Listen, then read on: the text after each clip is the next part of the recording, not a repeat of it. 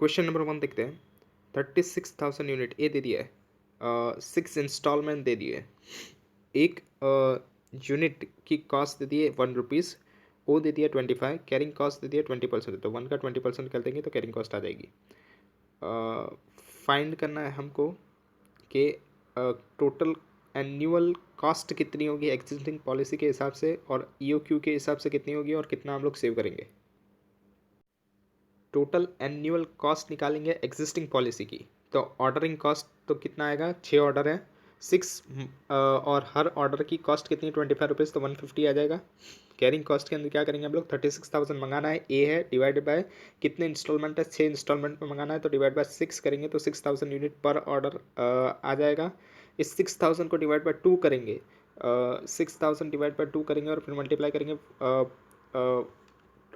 Carrying cost की per unit से, वो कितनी है 1 का 20% है मतलब 0.2 है, तो 3,000 मल्टीप्लाई बाई 0.2 करेंगे तो 600 ये आ जाएगा। तो टोटल कितना आ जाएगा 750 आ जाएगा। E O Q is equals to √2 multiply by 36,000 multiply by 25 divide by 1 का 20% मतलब 0.2, तो ये आ जाएगा 3,000 यूनिट। इसके अंदर भी नंबर ऑफ द ऑर्डर कितने होंगे, 36,000 मंगाने हैं, ए है, डिवाइड बाय 3,000 यूनिट, एक बारी में मंगाएंगे तो 12 ऑर्डर होंगे। हर ऑर्डर की कॉस्ट कितनी होगी 25, तो 300 रुपये आ गया। कैरिंग कॉस्ट कितना होगा तो 3,000, ये क्या था EOQ divide by 2 multiply by carrying cost per unit की अमाउंट, तो 3,000 डिवाइड बाय 2 मल्टीप्लाई बाय 0.2 करेंगे तो 300 आ जाएगा। तो टोटल आ गया 600। 750 में से 600 माइनस करेंगे तो 150 की हमारी सेविंग हो गई। यहाँ पर हम लोग परचेस कॉस्ट को कंसिडर नहीं कर रहे क्योंकि परचेस के अंदर कोई वेरिएशन आ नहीं रहा है।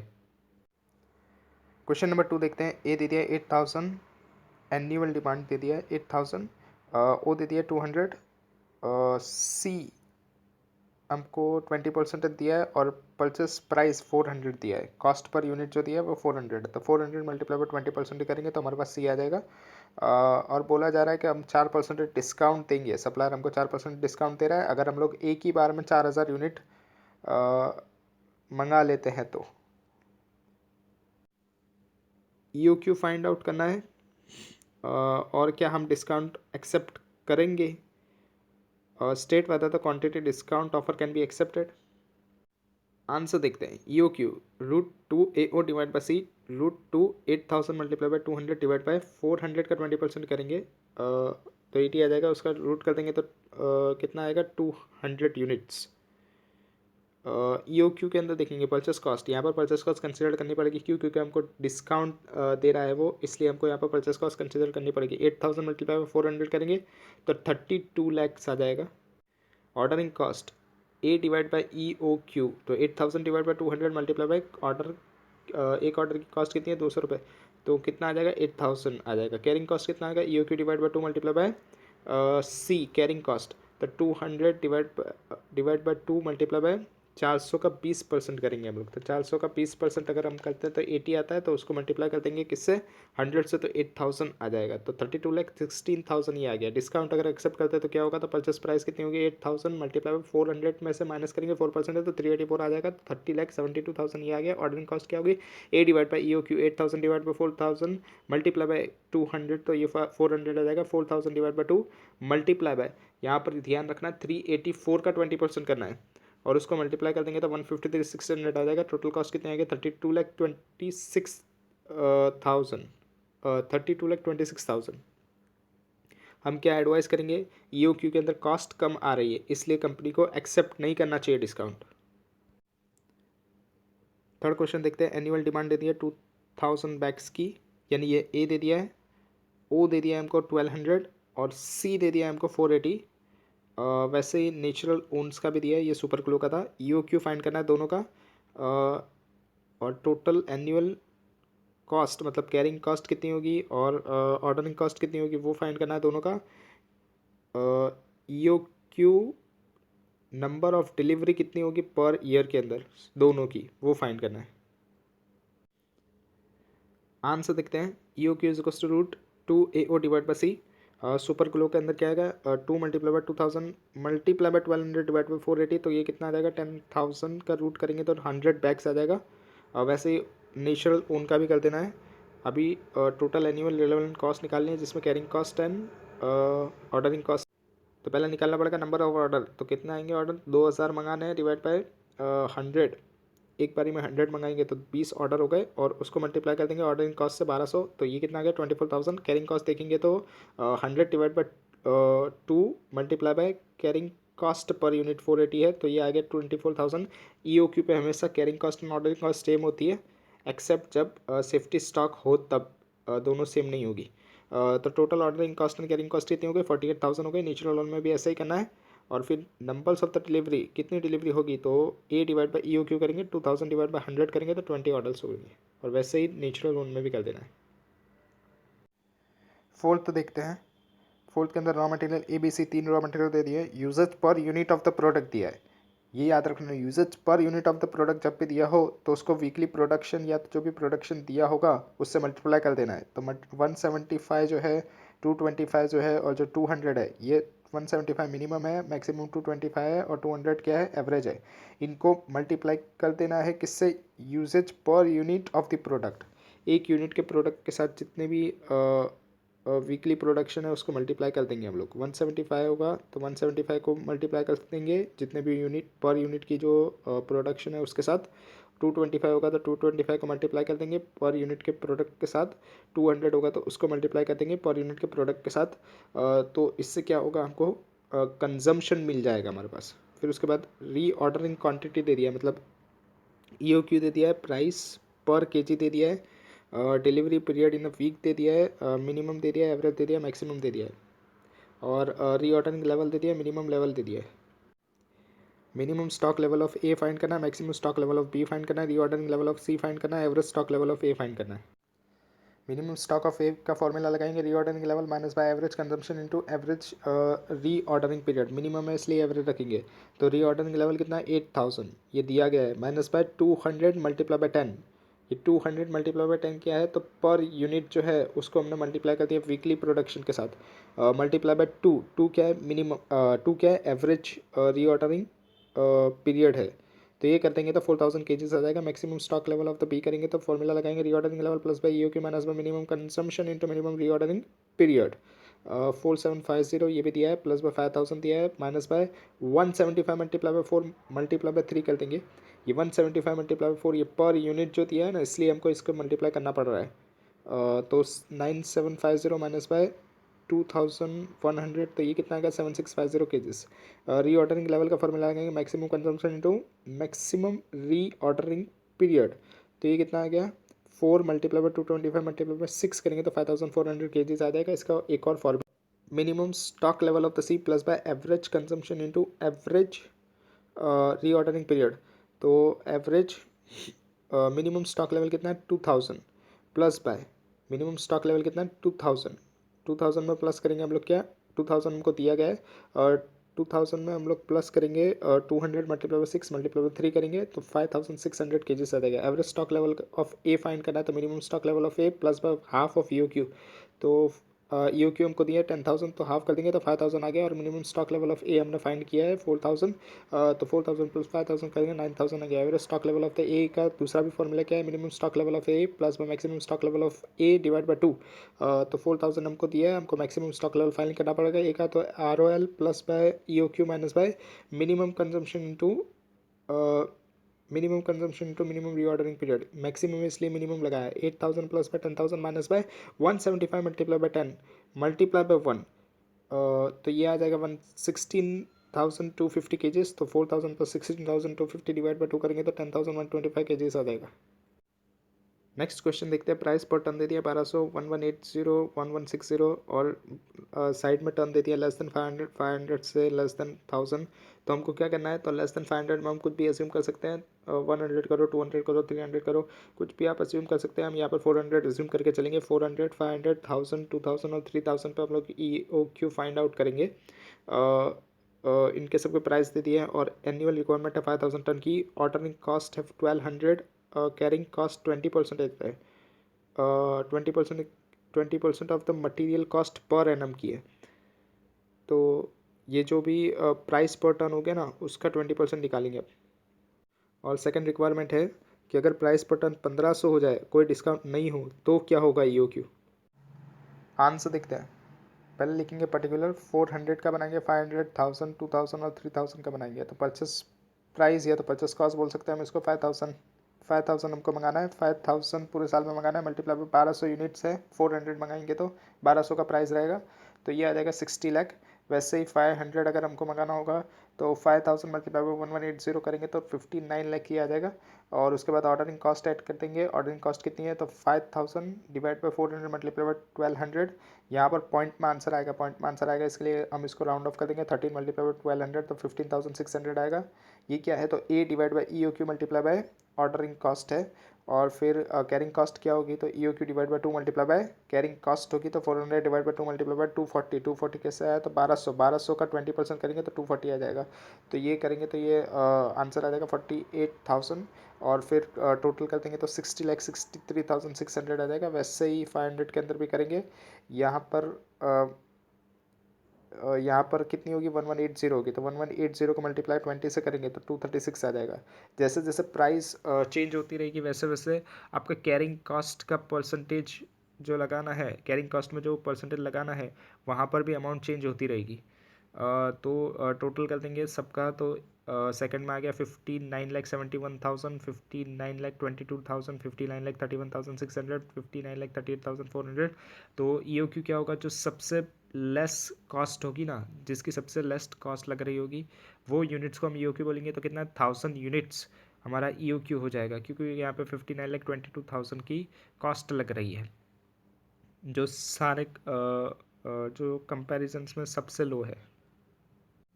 इसकी सेकंड रिक्वायरमेंट थी ई ओ क्यू 1500 पे क्या होगा, अगर परचेस प्राइस 1500 होगी तो ई ओ क्यू क्या होगा। तो 2 multiply by 5,000 unit multiply by 1200 divide by 1500 का 20% करेंगे तो ये आ जाएगा 200 units E O Q. Question number 6 similar है इलस्ट्रेशन से। 7 देखते हैं, इसमें मंथली डिमांड दिया है। मंथली डिमांड को हमको एनुअली कन्वर्ट करना पड़ेगा, मल्टीप्लाई बाय 12 करना पड़ेगा। 4,000 यूनिट दिया है। परचेस दिया है एट द रेट ऑफ 20 के हिसाब से। और हर एक यूनिट बनाने में एक यूनिट का रॉ मटेरियल लगता है। ऑर्डरिंग कॉस्ट दे दिया 120 और कैरिंग कॉस्ट 10% पर एनम, मतलब 20 का 10% करेंगे तो 2 आ जाएगा कैरिंग कॉस्ट। रिक्वायरमेंट है ई ओ क्यूब फाइंड आउट करो। मिनिमम लॉट साइज अगर 4,000 होगी तो क्या एक्स्ट्रा कॉस्ट हमको इनकर्ड करनी पड़ेगी, और minimum carrying cost find out करो जो कंपनी इनकर्ड करेगी। आंसर देखते हैं। 4,000 मल्टीप्लाई बाय 12 करेंगे तो ए आ जाएगा 48,000 यूनिट्स। परचेस प्राइस 20 दे दी थी, ओ दे दिया है 120, और सी कितना आएगा 10%, मतलब 20 का 10% करेंगे तो 2 आ जाएगा। ई ओ क्यू का formula 2 A O divide by C, 2 multiply by 48,000 multiply by 120 divide by 2, तो 2400 यूनिट आ जाएगा। एक्स्ट्रा कॉस्ट क्या इनकर्ड होगी तो 4,000 के लॉट में अगर हम लेंगे तो क्या कॉस्ट आएगी तो A divide by Q multiply by O plus by 1 divide by 2 multiply by Q multiply by C. तो ये कितना है ए, मतलब 48,000 मंगाना है। एक बारी में कितना मंगाएंगे 4,000 मंगाएंगे, और 4,000 मंगाने की कॉस्ट कितनी होगी 120 होगी, तो 1440 ये आ गया, प्लस बाय 4,000 डिवाइड बाय 2 करेंगे और मल्टीप्लाई बाय 2 करेंगे तो 4,000 ये आ गया, तो 4,000 प्लस 1140 इज इक्वल्स टू 5440 आएगा। अभी ई ओ क्यू पे देखेंगे तो ई ओ क्यू पे कितना मंगाना है A divide by E O Q multiply by carrying cost, ordering cost. A divide by E O Q multiply by ordering cost करेंगे तो 48,000 डिवाइड बाई 2400 मल्टीप्लाई बाय 120 करेंगे तो 2400 ये आ गया, plus by 2400 divide by 2 multiply by 2 करेंगे, ये क्या है E O Q divide by 2 multiply by carrying cost का सी, तो ये वो है, तो 2400 ये भी आ गया, तो 24 प्लस 24 4800 आएगा। ई ओ क्यू में हमेशा ordering and carrying cost equal होगी। तो एक्स्ट्रा कॉस्ट कितनी लगेगी हमको 5440 माइनस बाय 4,800, 640 की हमको एक्स्ट्रा कॉस्ट लगेगी अगर हम लोग 4,000 यूनिट मंगाएंगे instead of E O Q के 2400 यूनिट्स मंगाने से। और मिनिमम कैरिंग कॉस्ट कितनी होगी, जो ई ओ क्यू पे जो कैरिंग कॉस्ट होगी वही मिनिमम कैरिंग कॉस्ट होगी। ई ओ क्यू एक ऐसा लेवल है एक क्वांटिटी मंगाने का जहाँ पर कैरिंग कॉस्ट एंड जो ऑर्डरिंग कॉस्ट होती है वो एकदम मिनिमम होती है। तो यहाँ पर कितना होगा 2400 डिवाइड बाई 2 मल्टीप्लाई बाय 2 करेंगे तो 2400 मिनिमम कैरिंग कॉस्ट आ जाएगी। 8 देखते हैं। 1921 को ओपनिंग बैलेंस दे दिया है 25 यूनिट 162.5 के हिसाब से इशू किया है।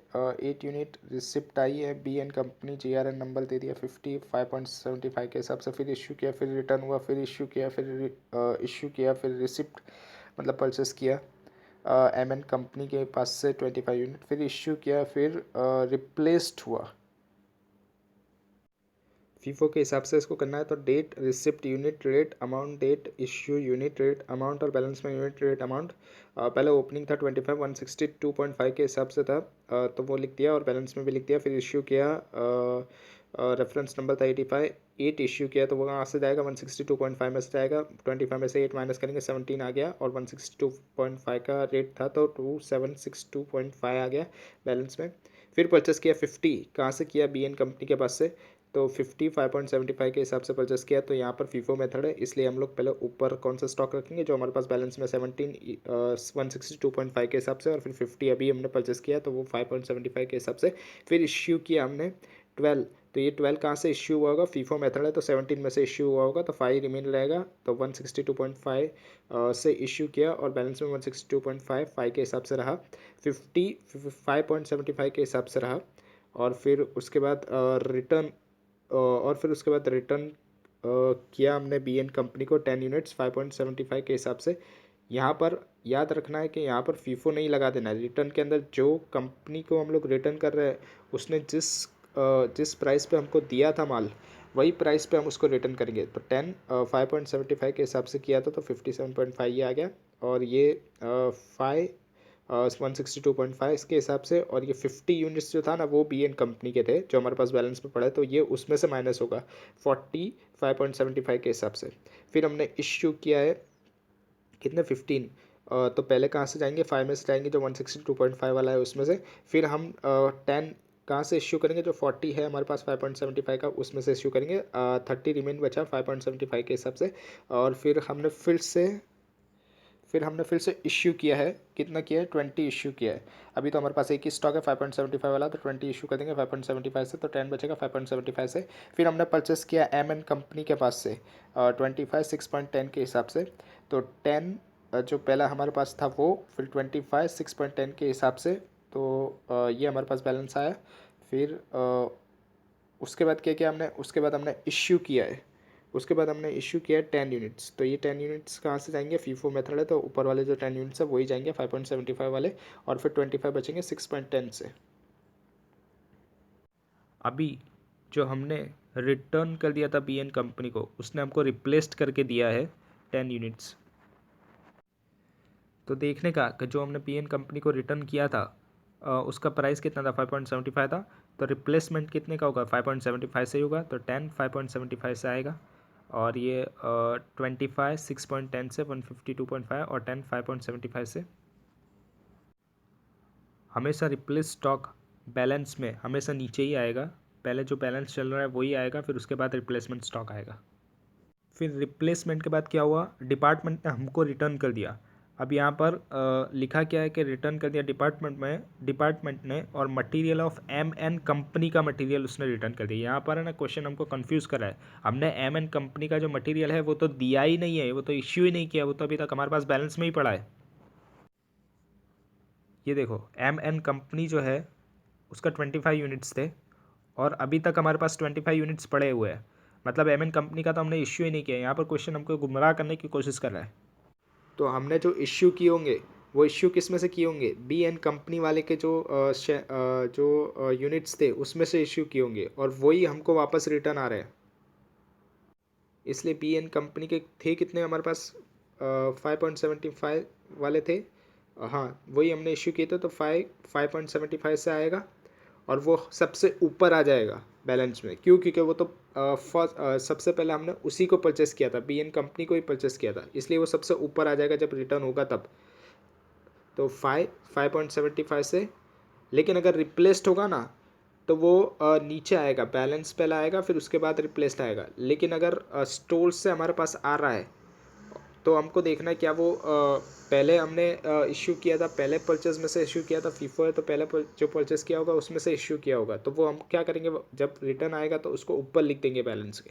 तो 5.75, 25 6.10 के हिसाब से, और 10 5.75 के हिसाब से।